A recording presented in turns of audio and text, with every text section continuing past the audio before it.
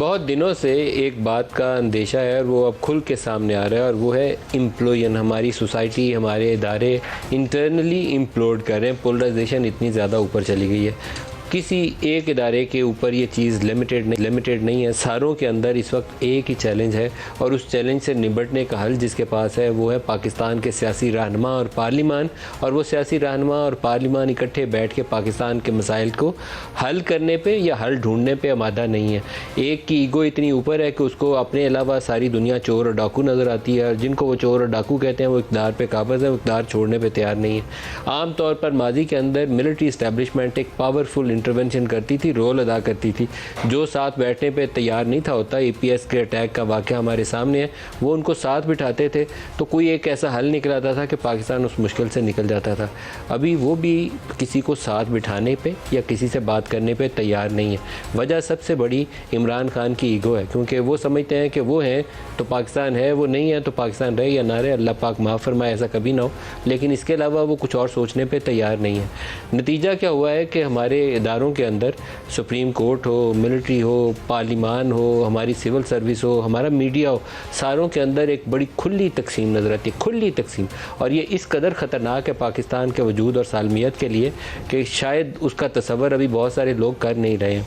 Supreme court के जो 3-4 जजेस हैं उनके ऊपर PMLN प्रेस कॉन्फ्रेंस के अंदर नाम लेकर पुकारती है और कहती है कि जब हमारे ख़िलाफ़ बेंच बनना होता है तो ये जज बैठ जाते हैं और हमें पता होता है कि कितने से ये फ़ैसला आएगा, 3-2 से आएगा, 2-1 से आएगा या 4-2 से आएगा।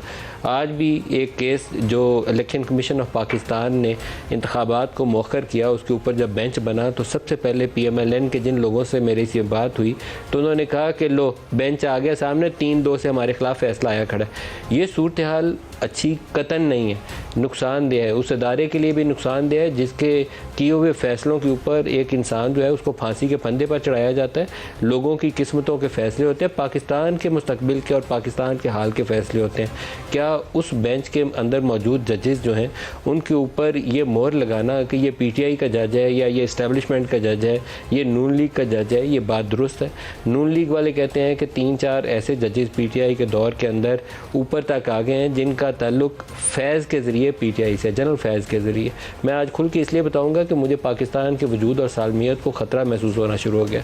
ये सूरत हाल क्या जायज़ है कि एक स्पाई एजेंसी जो एग्जीक्यूटिव ऑर्डर के नीचे बनी हुई है, प्राइम मिनिस्टर को रिपोर्ट करती है, उसको एक सर्विंग जनरल हेड करता है, वो अदारों के अंदर, जुडिशरी के अंदर किसी को इस तरीके से प्लांट कर सके? मेरे लिए तो ये बात एटलीस्ट मैं मानने पे तैयार नहीं हूँ। लेकिन पूरी नून लीग से टॉप से बॉटम तक आप पूछ लें, प्राइम मिनिस्टर से लेकर उनके ऑफिस बेरर तक, सारों को आपको एक ही जवाब मिलेगा। मिलिट्री के जो रिटायर्ड लोग हैं वो जिस तरह के आजकल सोशल मीडिया के ऊपर तबसरे करते हैं, उनके ऊपर भी यही इल्ज़ाम है कि पिछले दौर के अंदर वो एक तकसीम पैदा हो चुकी है, उस तकसीम से आगे जाने को तैयार नहीं है। और सूरत हाल ये है कि अपने चीफ़ को, मौजूदा सर्विंग आर्मी चीफ़ को, जिसके ऊपर फ़ौज का एक सिपाही अपनी गर्दन कटवाने पर तैयार हो जाता है, यूनिटी ऑफ कमांड के ऊपर फ़ौज चलती है, जंगें जीती भी उसी पर जाती हैं, जंगें हारी भी उसी पर जाती हैं, उसको क्वेश्चन करते हैं। पार्लिमान के अंदर PTI पार्लिमान को छोड़ के जा चुकी है, 2 असम्बलियाँ तोड़ चुकी है और अब दिल ये है कि कोई ऐसा रास्ता बन जाए कि इक़्तिदार की मंजिल उनके लिए आसान हो जाए। सुप्रीम कोर्ट के सामने केस आया, केस एक शुरू होता है, जो थोड़ी सी उसकी बैकग्राउंड बताऊं, CCPO लाहौर के एक वाक़े से कि उसका तबादला सही हुआ है या गलत तबादला शुरू है। उसी केस के अंदर सुप्रीम कोर्ट के 2 जजेस जो हैं वो मामला सो मोटो के लिए, जहाँ कोई रेलिवेंस नहीं बनती पंजाब के इलेक्शन की, एक अफसर का, पुलिस के एक अफसर का मामला है, वहाँ से उन्होंने सो मोटो के लिए भिजा दिया कि इलेक्शंस क्यों नहीं हो रहे, और चीफ जस्टिस ने सो मोटो ले भी लिया। बहुत सारी चीज़ें मुतनाज़ा हैं, जैसे 63A का जो फैसला सुप्रीम कोर्ट ने लिया हुआ है, उसमें एक जज का इख्तलाफी नोट है कि it amounts to rewriting of the constitution. मैं भी और बहुत सारे जो लीगल एक्सपर्ट्स हैं जिनसे मैंने राय ली, उन सब का ख्याल ये है कि ये कॉन्स्टिट्यूशन को रीराइट ही किया है सुप्रीम कोर्ट ने, उससे मसाइल बढ़ा दिए हैं सुप्रीम कोर्ट ने। उसके ऊपर रिव्यू पड़ा हुआ है, रिव्यू सुनना चाहिए सुप्रीम कोर्ट को ताकि उसकी इस्लाह कर ले। अपनी गलती की इस्लाह करना बड़ाई है, उस पर अटक जाना कोताही है। इसलिए 63A ने पाकिस्तान को मसाइल से दुचार किया है, तो मौजूदा चीफ जस्टिस की जिम्मेदारी है कि एक बड़ा बेंच बनाएं और उसके ऊपर जायज़ा लें। इलेक्शन कमीशन ने इंतखाबात को मौखर कर दिया। अब 90 रोज़ के अंदर इंतखाबात कराना आइनी ज़िम्मेदारी है। ये सुप्रीम कोर्ट कहे या ना कहे, मुझे भी पता है और आपको भी पता है। अब इलेक्शन कमीशन का अपना इख्तियार भी नहीं है इंतखाबात की तारीख देना, ये इख्तियार सदर को है या गवर्नर को है। सुप्रीम कोर्ट के हुक्म के तहत इंतखाबात के लिए मुशावरत का अमल हुआ, पहले तारीख दे दी 30 अप्रैल की, फिर उन्होंने मौखर कर दिया कि सिक्योरिटी वाले सिक्योरिटी नहीं दे रहे, फाइनेंस वाले पैसे नहीं दे रहे, इन हालात में तो इंतखाबात नहीं हो सकते। मामला चला जाता है दोबारा सुप्रीम कोर्ट के सामने। सुप्रीम कोर्ट ने पहले 9 रुकनी बेंच बनाया था, उस बेंच में 2 जजेस जस्टिस एजाजुल हसन और मुज़ाहिर अली अकबर नकवी, उनके ऊपर बहुत शदीद इतराज़ात हुए, उन्होंने रिक्यूज़ कर दिया। 7 रुकनी बेंच था, 7 रुकनी ने 2 ने खिलाफ में आरा दी, 2 ने बड़ा क्लियर स्ट्रॉन्ग वर्डेड उनकी आर्गूमेंट्स थे जो उन्होंने लिखे, उसमें थे जस्टिस अतर मिनिल्ला और जस्टिस याहिया अफरीदी, और ख़ुद को छोड़ दिया अपनी अवेलेबिलिटी को चीफ जस्टिस के ऊपर कि आप चाहें तो हमें अपने बेंच में शामिल कर लें, लेकिन हमारे ख्याल में ये सुओ मोटो बनता ही नहीं है। बड़ा स्ट्रॉन्ग था उन्होंने तो जो कुछ कहा, उन्होंने कहा पहले ये सोचें कि पंजाब असम्बली सही से तोड़ी भी गई है कि नहीं गई। चीफ मिनिस्टर ने अपनी आज़ादाना राय से पंजाब असम्बली तोड़ी है कि नहीं, जस्टिस अतर मिनिल्ला ने इसके ऊपर लिखा, और अपने आप को उन्होंने चीफ जस्टिस की सवाबदीद पे छोड़ दिया। चीफ जस्टिस साहब ने 5 रुकनी बेंच बनाया और उसके अंदर उन 2 जजेस ने जिन्होंने अपना फैसला तहरीर कर दिया हुआ था उनको शामिल नहीं किया, उन्होंने रिक्यूज़ नहीं किया। ना जस्टिस अतर मिनिल्ला ने रिक्यूज़ किया, ना जस्टिस याहिया अफरीदी ने रिक्यूज़ किया। नए बेंच में 3-2 से फैसला आता है 5 रुकनी बेंच में, और उस बेंच के अंदर भी जस्टिस जमाल खान मंदोखेल और जस्टिस मंसूर अली शाह वो वही फैसला लिखते हैं जो उससे पहले जस्टिस अतर मिनिल्ला और जस्टिस याहिया अफरीदी लिख चुके हैं। अब इसकी तशरीह नून लीग वालों ने ये की कि ये 4-3 का फैसला है, जैसे पनामा में आया था ये वैसे ही है, पहले 2 जजेस ने दिया, बाद में 3 में बैठ के फैसला किया, तो अब ये 4-3 है, 3-2 नहीं, 4-3 से ये पिटीशन डिसमिस हो गई है। लेकिन सब ने PTI ने और जो बज़ाहिर तासुर लिया सुप्रीम कोर्ट की आरा से और फैसलों से कि 3-2 से उसके हक में फैसला आ गया, सदर साहब से मुशावरत हुई और इलेक्शन की तारीख आ गई। आज 2 जजेस ने 28 सफ़ात पर मुश्तमिल 1 मार्च का लिखा हुआ फैसला है, और आज जब ये बेंच बैठा है 5 रुकनी चीफ जस्टिस की सरबराही में, उसी वक्त उन्होंने अपना वो फैसला जारी कर दिया। वो फैसला ये जाहिर करता है कि सुप्रीम कोर्ट अंदर से खलफशार का, तकसीम का शिकार है, हार्ड लाइन्स ड्रॉ हुई हैं। चीफ जस्टिस और 3 जज, या हाँ यही कह लें 4 जज एक तरफ खड़े हैं 17 रुकनी सुप्रीम कोर्ट से, शायद मुमकिन तौर पर 10 जज दूसरी तरफ खड़े होंगे और 2 या 3 दरमियान में कहीं खड़े होंगे। ये सूरत हाल है। तकसीम अच्छी नहीं है। 17 के 17 को फैसला पाकिस्तान के हक़ में करना है। एक दूसरे के ऊपर इख्तलाफी नोट भी दें तो ये उनका हक़ है। यही डेमोक्रेटिक प्रोसेस है जिसमें जुडिशरी ट्रांसपेरेंटली जो चीज़ अंडरस्टैंड करती है लॉ के मुताबिक उस पर फैसला करती है, फिर रिव्यू भी जाता है तो यही जज बैठ के सुनते हैं, कोई ज़ाती दुश्मनियाँ नहीं निभाते, वो कानून के मुताबिक फ़ैसला करते हैं। लेकिन यहाँ तकसीम असूलों के ऊपर हो चुकी है। अब मैं आपको पढ़ के सुनाता हूँ कि 2 जजेस ने जो 28 सफ़ात लिखे हैं वो 28 सफ़ात कहते क्या हैं।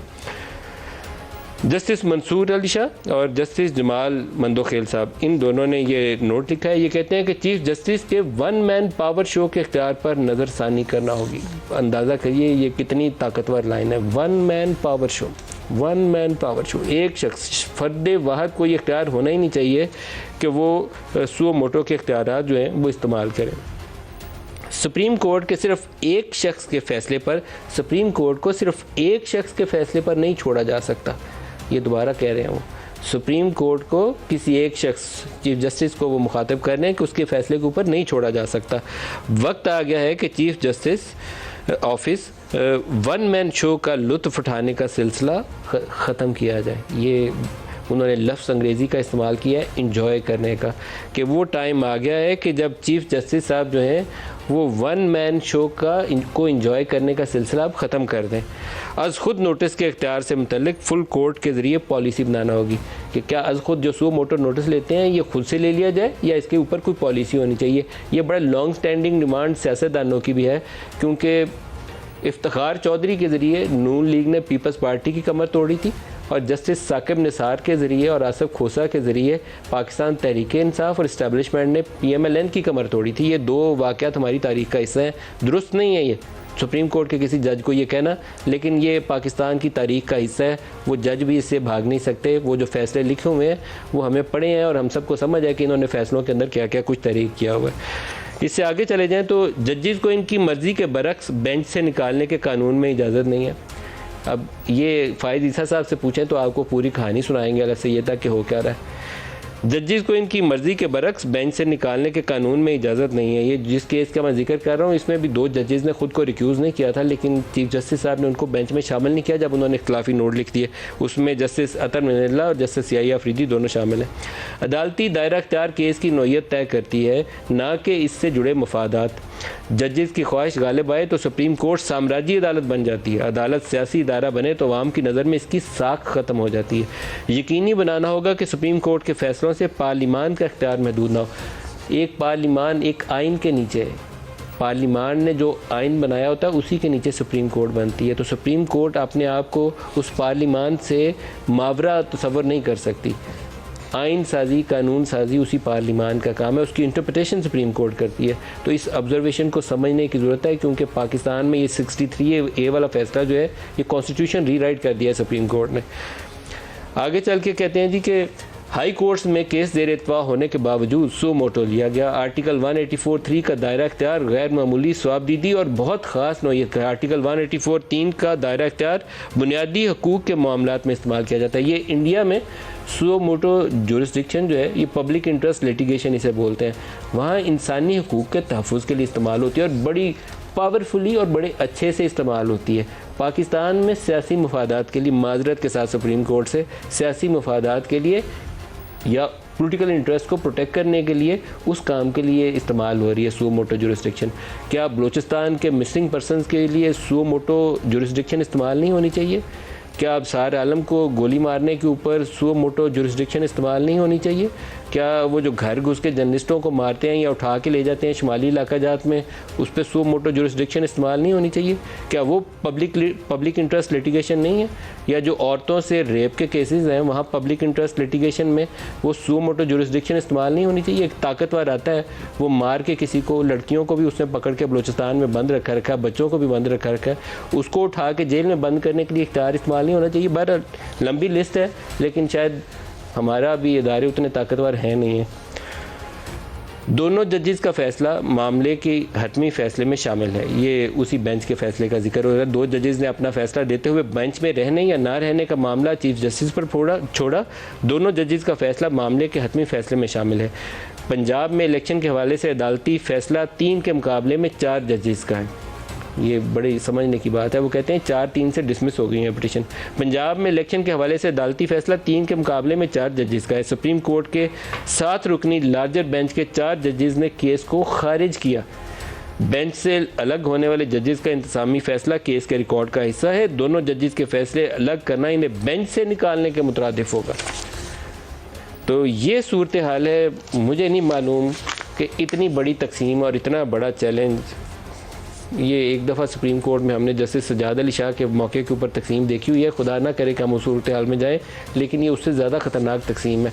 पब्लिकली जज बोल के अपनी जजमेंट्स और ऑर्डर्स के ज़रिए अपनी रिजेंटमेंट का, अपने तहफ़्फ़ुज़ात का खुलेआम इजहार कर रहे हैं, रजिस्टर करवा रहे हैं। ये अब तहरीरी है, ये कहीं छुप के नहीं कमरे में बोला हुआ, किसी को कान में नहीं कहा हुआ, किसी को व्हाट्सएप मैसेज पे नहीं कहा हुआ।